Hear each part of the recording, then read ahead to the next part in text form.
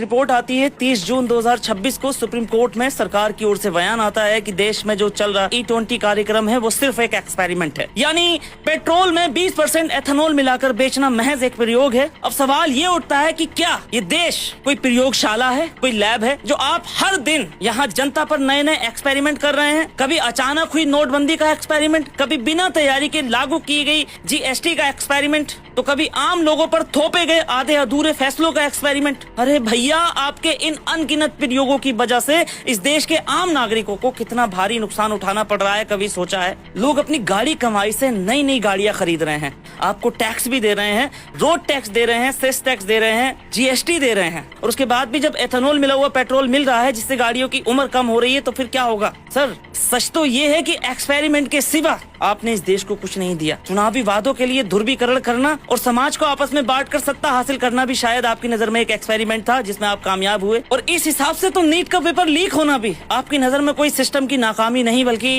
एक नया एक्सपेरिमेंट ही होगा। बस फर्क इतना है कि इस बार चोरी पकड़ी गई, एक्सपेरिमेंट फेल हुआ, देश के युवा सड़कों पर आए, तो आपने आसानी से कह दिया कि भाई चलो इस बार एक्सपेरिमेंट फेल हो गया, कोई बात नहीं, अब दोबारा से परीक्षा करवा देते हैं। आखिर कब तक इस देश की जनता और युवाओं के भविष्य आपके इन नाकाम प्रयोगों की बलि चढ़ते रहेंगे? सवाल सिर्फ इतना सा है।